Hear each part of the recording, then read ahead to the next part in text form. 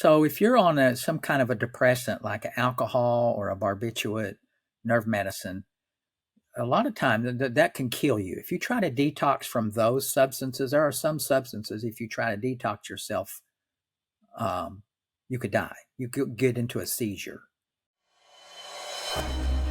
Licensed attorney, award-winning writer, businessman, entrepreneur, and other over-the-top crap, it's Life and Law with Eugene Cisco Jr.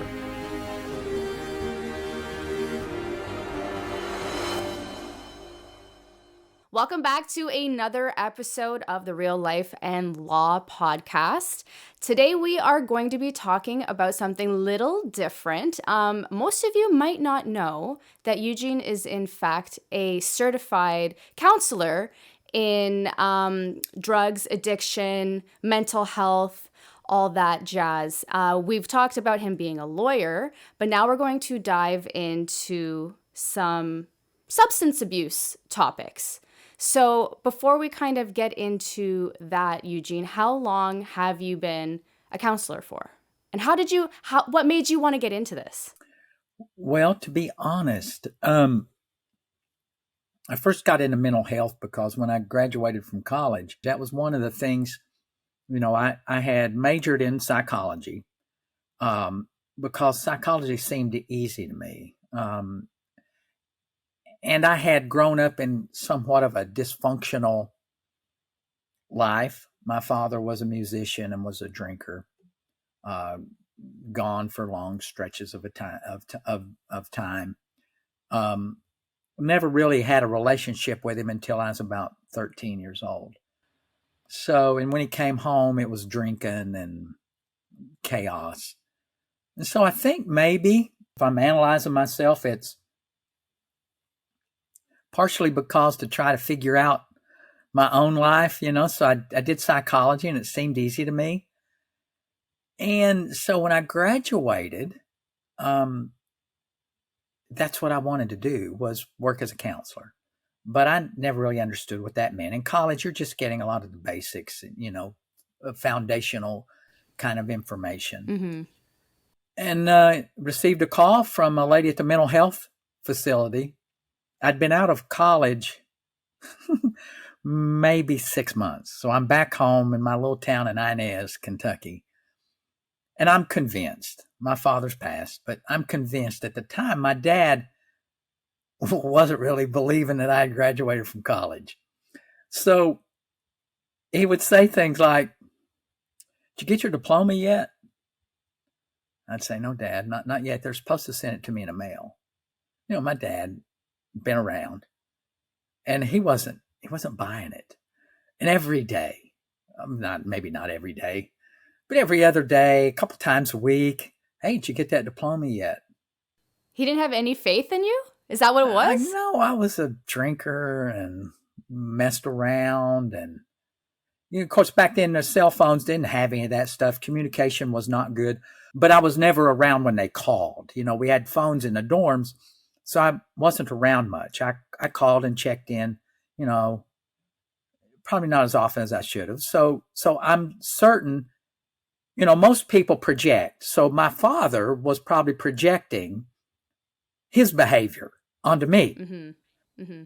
Because when he was young and stupid, he was really young and stupid. Fathered several illegitimate kids. And Wow. Yeah, there were people that popped up that that have popped up in my recent 30 years who claim to be a sibling of mine. Wow. Yeah, crazy. So anyway, one day, probably I was 7-8 months in, my diploma came. He was happy, I think relieved. I got a call from a lady at the mental health facility, a little community mental health facility. She knew my father, and my graduation was in a picture. My mother had put it in a local paper. Sorry, she put it in a local paper.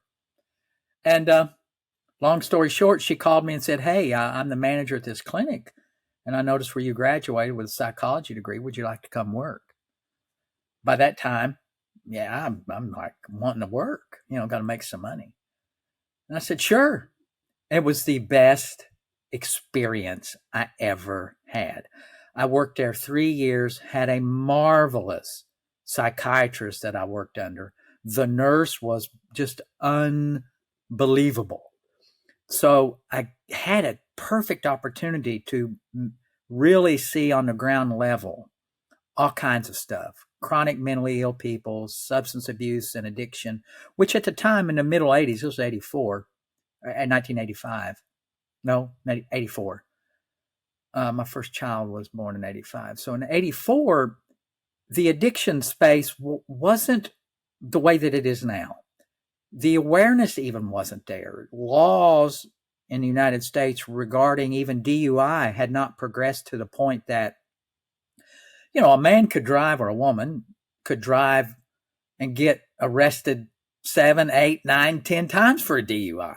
Wow. It was common to pull someone over, particularly in our neck of the woods in Appalachia. If you knew the cop, knew the officer, they'd pull you over and say, hey, you could say to them, I just live right up there, and they let you go. They let you go. So laws hadn't caught up. The awareness to addiction, it wasn't even classified as a disease. It wasn't given the same weight as a disease. Now there'll be some fact checkers here going to eat us up, with comments, but that's okay. But it certainly didn't have the same weight. We didn't know as much about it. The science hadn't developed, but it was a wonderful opportunity for me to learn. So that's where I started getting into the addiction space. So, and my TikToks, I talk about the very first grant I wrote. So in addition to the mental health, I just thought up there was a need in my community to bring awareness to substance use among high school kids. This was back in 1984, so it was a fairly progressive thought. So I happened to make some connections with some of the local governmental people who sat on the court that administered finances. So I thought, well, I'm going to create this program and this was before internet and all of that crap. So I had to do real research. I called up one of the universities 3 or 4 hours away and got a chance they sent me a periodical list of all of the resources they had. So I ordered a ton of material on substance abuse and addiction and education. So I gathered some material, developed a program, and pitched it to the local governmental agency. Wow. For a $5,000 grant that I was going to use for the next year. I wanted it to be kind of a revolving grant. So I proposed to hold monthly seminars for parents who were concerned about addiction among teenagers. They bought it. That was my very first grant proposal. $5,000. At the time I was working at that mental health facility, $8,200. I had a child, wife, $8,200. I thought I was rich, but but in the context of things, $8,200 was still grossly underpaid for what I did. But that grant was amazing. So that was my very first substance abuse and addiction grant. Okay. Yeah. So that's how I did it. It just started there because I had an interest in it and went to love it. I mean, and that's what I have done on and off, even with my grant writing. Just try to develop programs and figure out ways that I can do that kind of thing. Mm-hmm. Yeah. Interesting. So in your own words, could you describe what substance abuse and addiction is? Yeah, a lot of people look at those two things separately or together. They kind of merge the two. When you talk about addiction, a lot of people will confuse the two or use those two terms interchangeably. Mm-hmm. Well, abuse and addiction, substance abuse and substance addiction are levels toward addiction. Addiction is the top dog. Okay. If you're talking about the process of addiction, I have about 4 tiers to mine, which we talk about later, but the top 2 is abuse and addiction. So before you're addicted, you have these warning signs all along the way. As you progress up the ladder, you have these little kind of markers that you can identify. So abuse is generally one's inability to control that substance. So early on in that process, you are able to control the substance.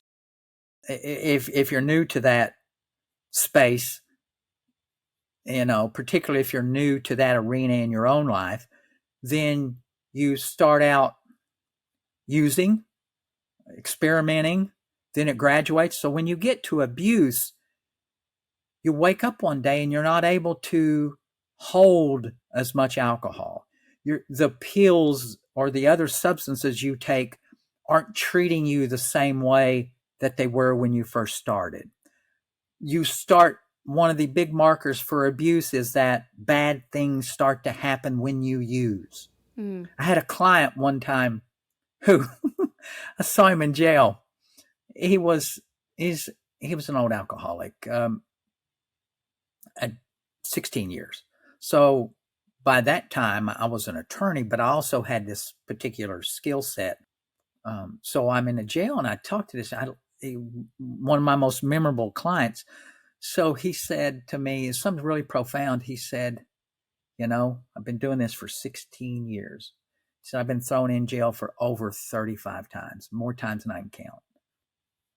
And he said, it finally dawned on me. Every time I drink, I get in trouble. So he had this epiphany after all of these years, because people generally aren't good at putting those things together, because in their mind, everything is a single snapshot episode.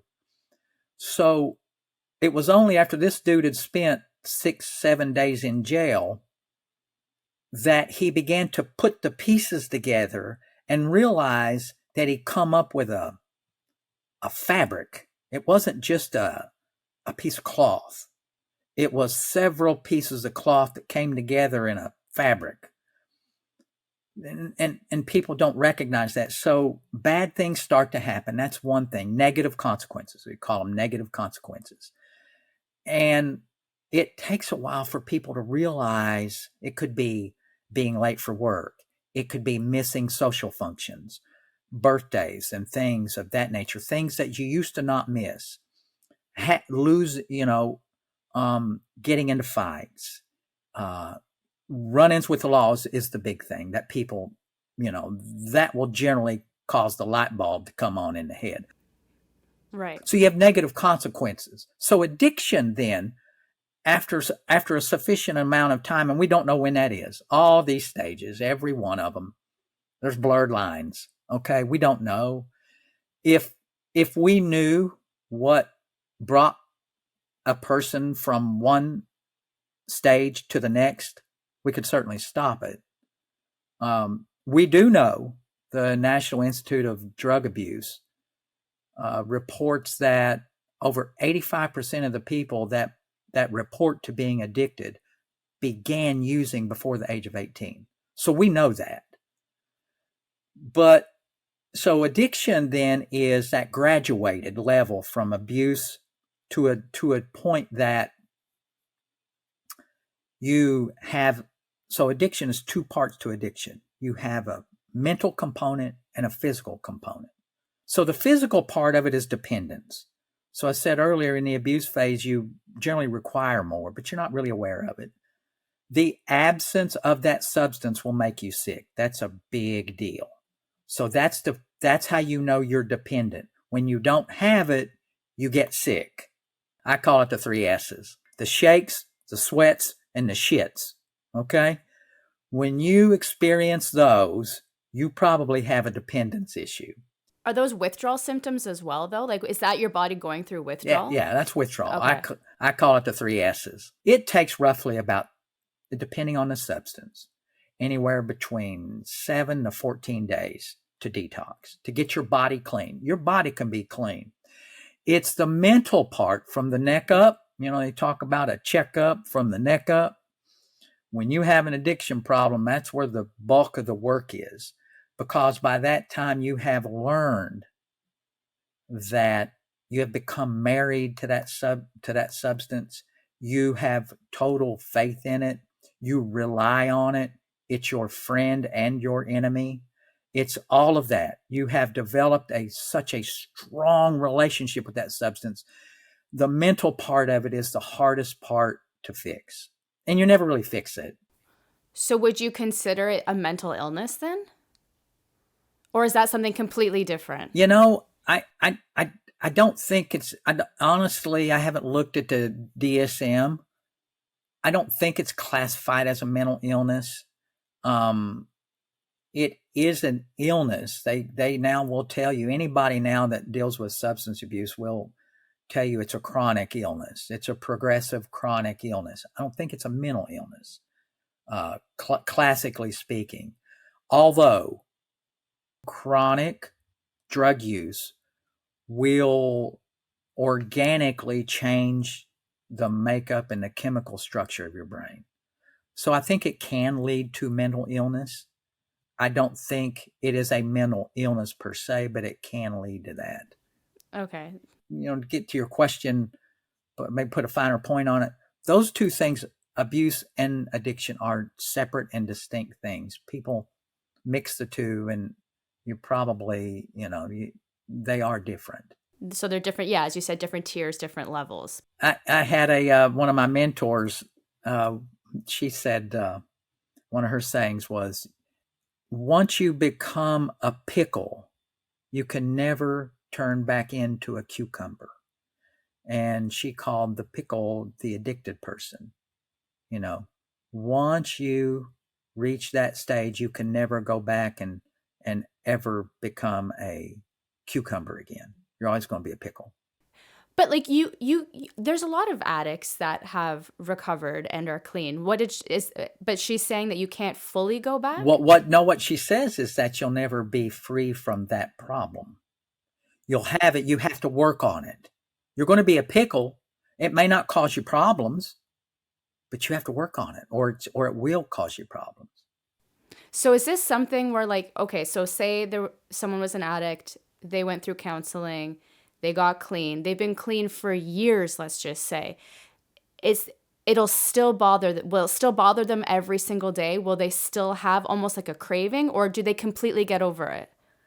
No, see, that's the big thing about it. If you've never been addicted, any addict will tell you they are prone to relapse anytime. Wow. So every day is a challenge. You have to be on your guard. Now, I hold group right now. I have a group in our substance abuse clinic that my daughter runs. I work for her.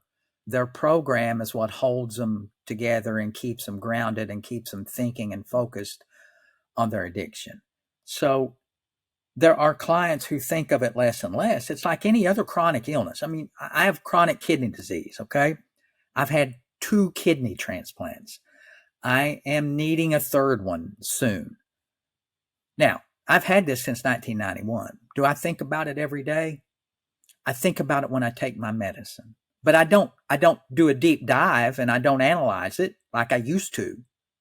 I used to worry about it a lot until it became part of me and part of my routine. I get up in the morning, I take my medicine, I meditate, say a few prayers, and I read. I try to take a lot of time to do this every morning before I run, before I get out, before I exercise, before I go to work.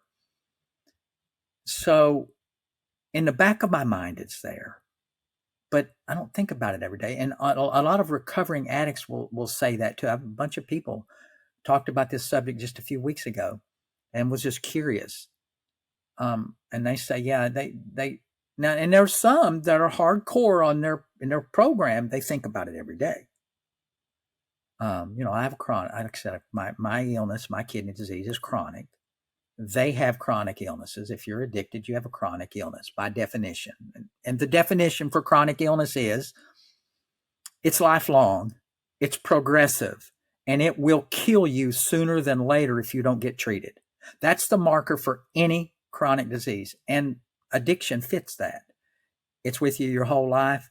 It will get worse, and you will likely die from it sooner than later if you don't get treated.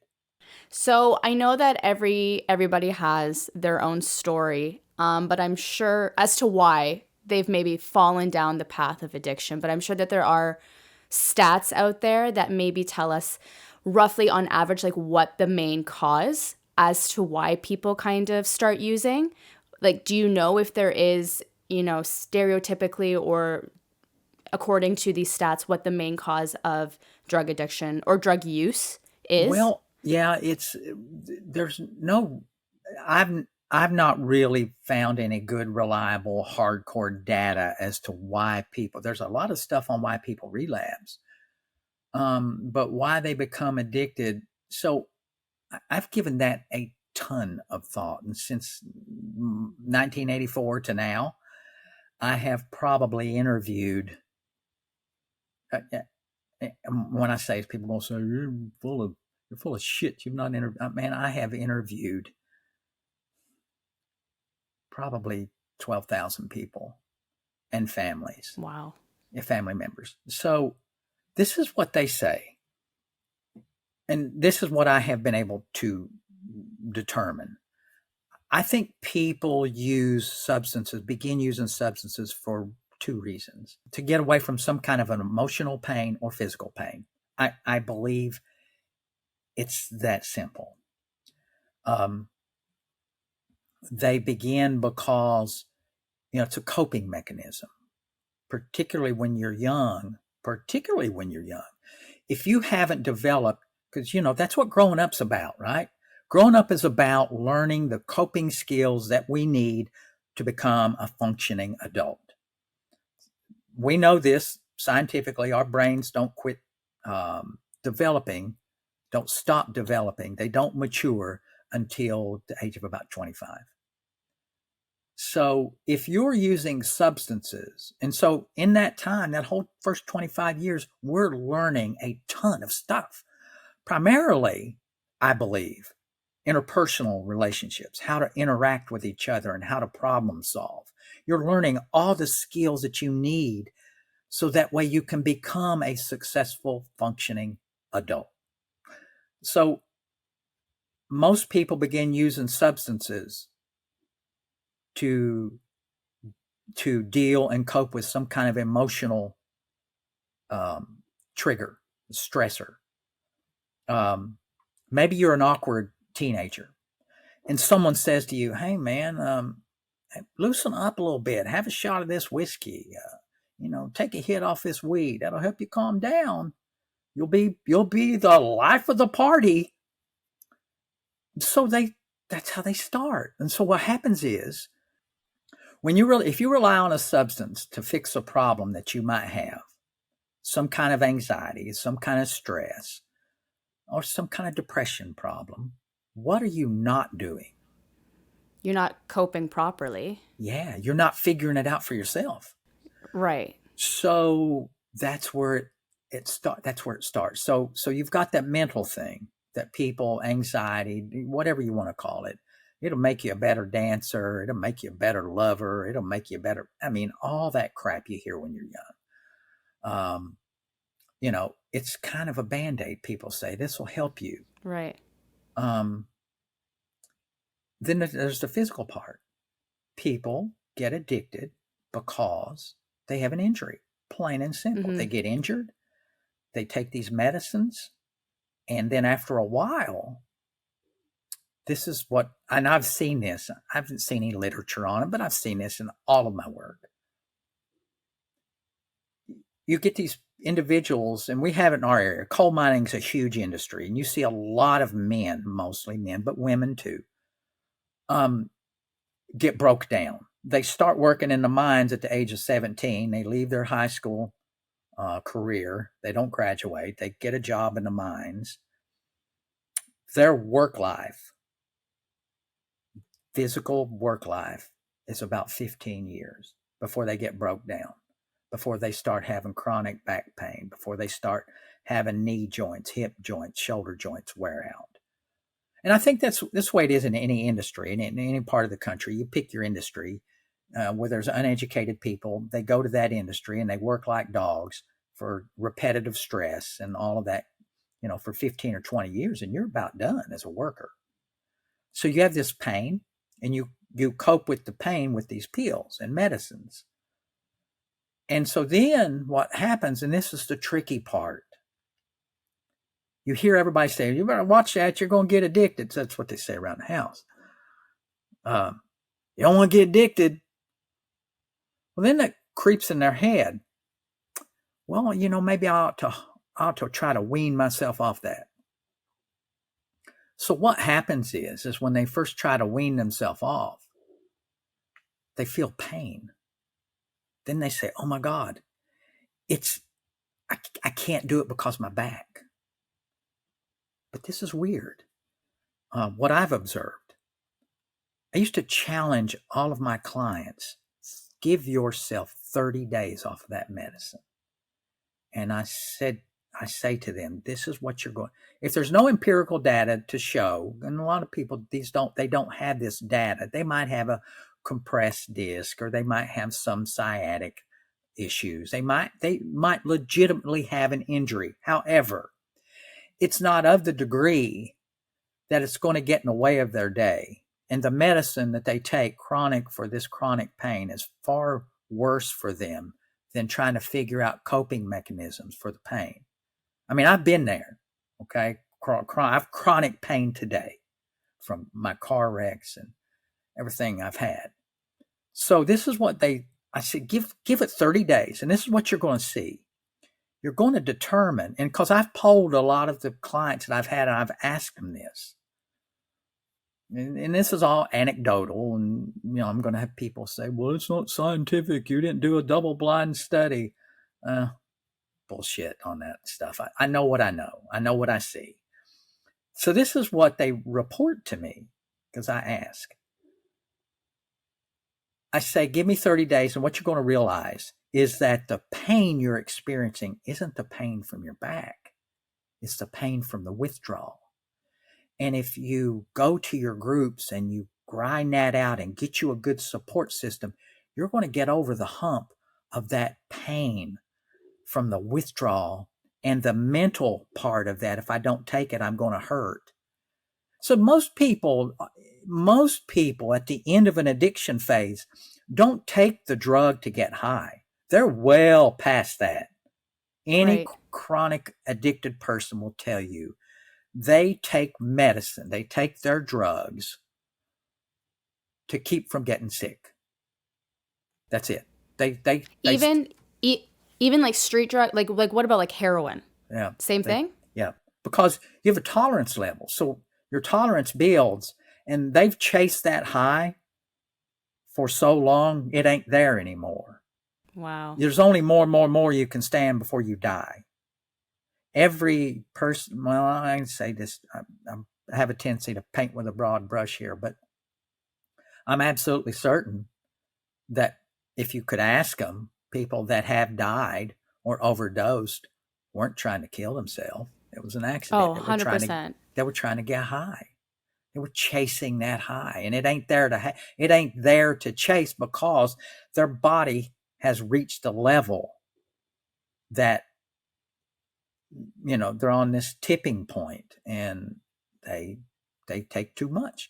So they take this substance to keep from getting sick, and they're just on this roller coaster. So then the mental part of it, they can't go to sleep until they solve the riddle of what am I going to do in the morning. So you have a preoccupation. And again, that's the mental part. So it's a mental thing at this point now. They believe they have to have it. They know they're going to get sick if they don't have it. And if they don't have resources around them to help them, that's what they rely on, because they haven't developed the skills necessary to contain this beast. Okay. And that's what you help people with. Yeah. Yeah. Okay. It kind of boggles my mind. Like, there is still such an issue with people getting addicted to their painkillers, that specifically like Oxy, that their doctors are prescribing them. It kind of boggles my mind that they're still being prescribed such addictive drugs. Well, because, and I studied on that and talked to a lot of doctors. A doctor's like a mechanic. So now if you have an addicted person who wants to go to a doctor, they have learned they're good at manipulating. They've learned what to say to get that doctor to prescribe them the medicine they want. Doctor's like a mechanic. A doctor is a people mechanic. You go in and say, Doc, I hurt. This is what it feels like. And there's even a doc can give you an MRI or a CT scan to see if there's anything structurally wrong. They can give you a nerve conduction test to see, but by and large, they're relying on your word and the way you present to prescribe you medicine. So I do believe that I don't think most doctors that prescribe this stuff are doing it with ill intent. Now, having said I'm that, not saying that. I'm saying that it should be taken off the market. Like, it shouldn't be even an option to prescribe. Okay, so people say that. And so I just want to say, why would you throw out a good medicine? Because, and not everybody abuses it. Because people abuse it? Yeah, 10%.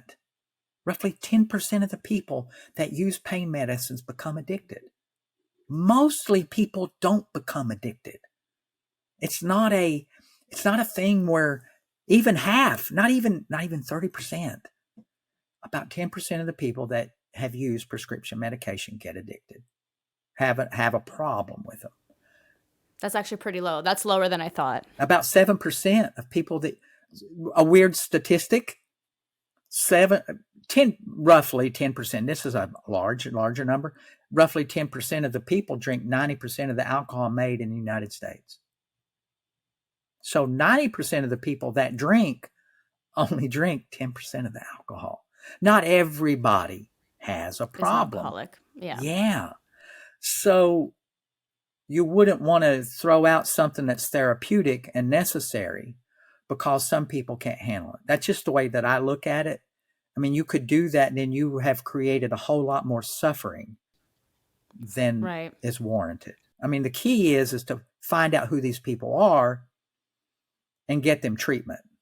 All of the people that you have personally helped, what do you think the main substance is? Like, do a lot of people that abuse alcohol come to you, or do you think that you help people that are more so addicted to drugs?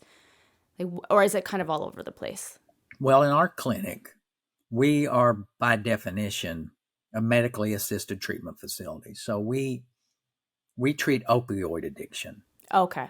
We can also treat, treat addictions for nerve pills, nerve medicine, benzodiazepines, and Xanax, and Valiums.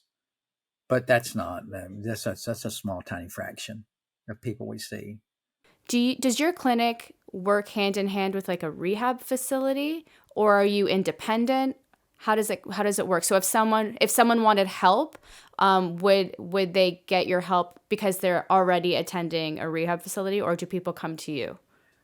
We have different referral systems. The court system is a referral system to us because I've been in that space for a long time. You understand? So I'm in my little community. I've been in that space, worked particularly as an attorney and as a mental health worker. I've been in a substance abuse and addiction space since 1984. So I like to think I have a lot of credibility, and we have a brand in my little community where people know to go to ASAP. Solutions ASAP is the name of our current clinic. That's my daughter's clinic. So I get referrals from lawyers that are trying to clean up their clients before trial. I get referrals from prosecutors. I get referrals from judges. We also get referrals from other clients who've been through our programs, which is to me the best referral to get. I mean, it's not the best, but I'm more prideful of that because someone that knows us, knows the kind of treatment and care that we provide, has thought enough to send someone our way. So that's where we get our referrals. We're independent. We don't work with a detox facility. We're not a detox, and we're not a residential. So we are an outpatient treatment facility. So that's a distinction in the types of treatment that one can get. Okay. Now, are there any signs or predictors that someone is going to relapse? Because you said there's a lot more stats out there that mention this. About 85% of the people that enter a treatment facility and complete will relapse within the first month. Oh, wow. Yeah. But on the upside of that, not everybody gets treatment. That's just those people that get treatment. They relapse within 30 days.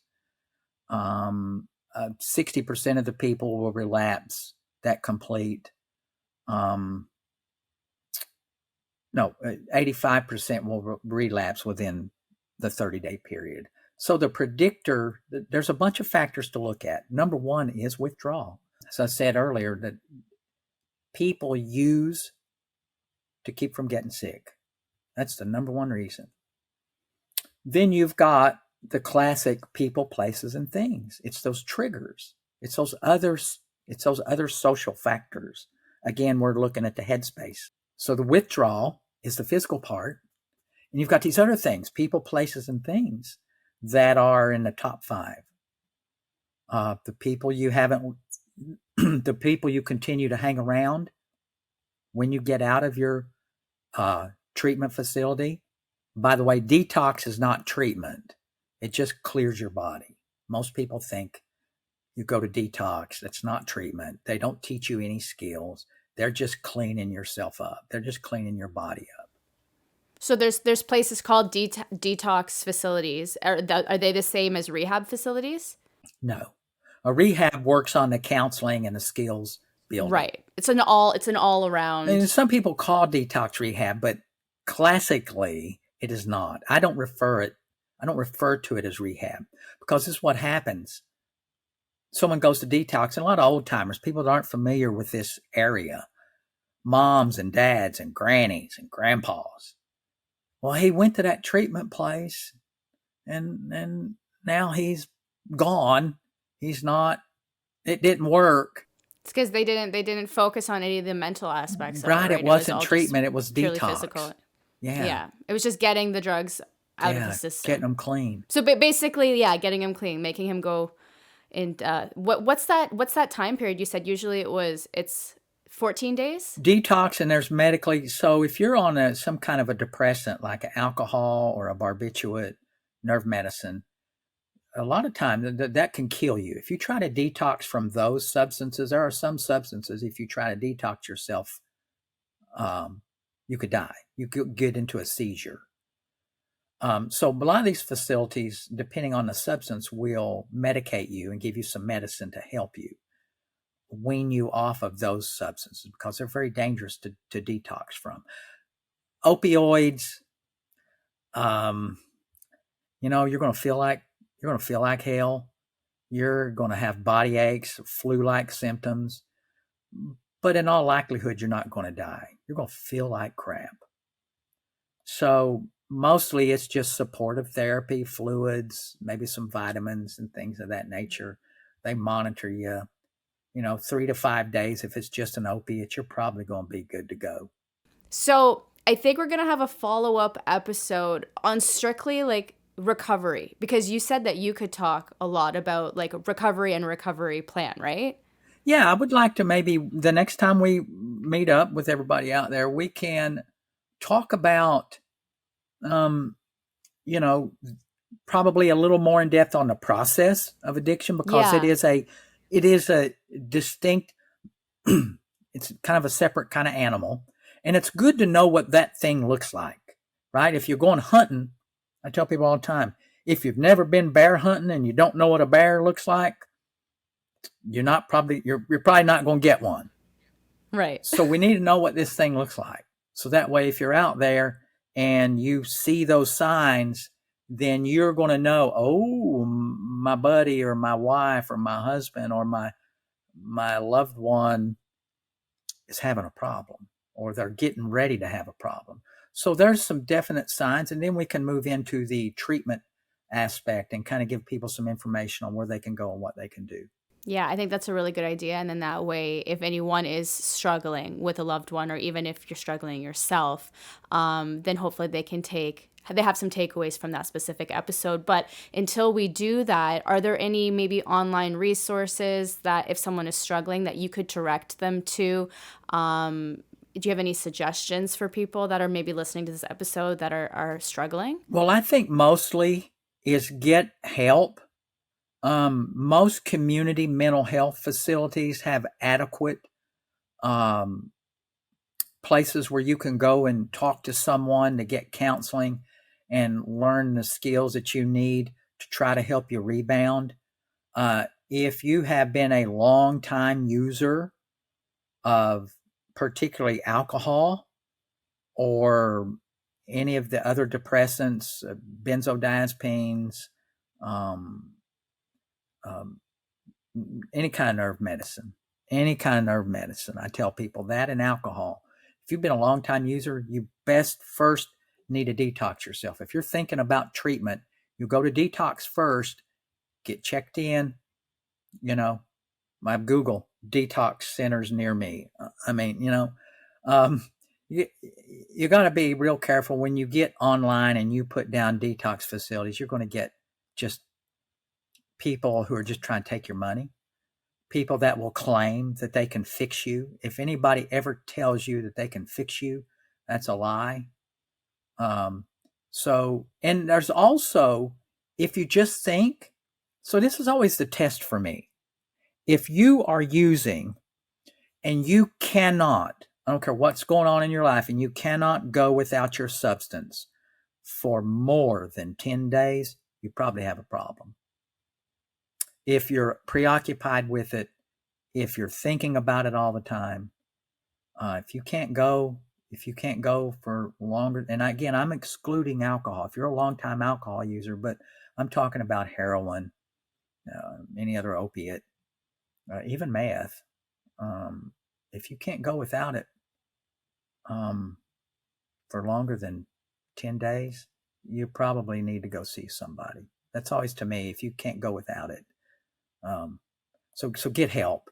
So detox first, and then an NA, Narcotics Anonymous group, Alcoholics Anonymous. Almost every little community has at least one church that hosts an alcohol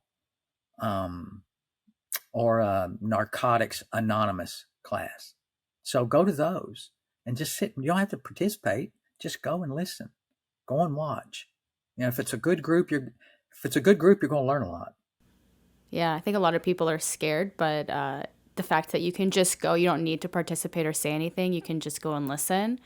That's always a great option. On my site, on my platform, I'm happy to help someone. Of course, they'll have to log on and through my link and book some time.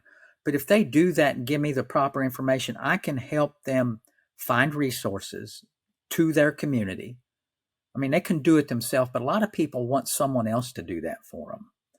I can help them find and develop and talk to them, figure out what their real issue is, and hook them up and at least try to give them a jump start on some kind of recovery. And I'm happy to do that. If they book a call with you through your link, they can do that? Is that what you're saying? Yep. Okay. I can help them troubleshoot that problem because I'm confident that I could, no matter where they're at, I could help them find the resources necessary to put them on a path. All right. Wonderful. Okay. So until our next episode, specifically with the rehab and the recovery plan, do you have anything else that you want to add to this episode?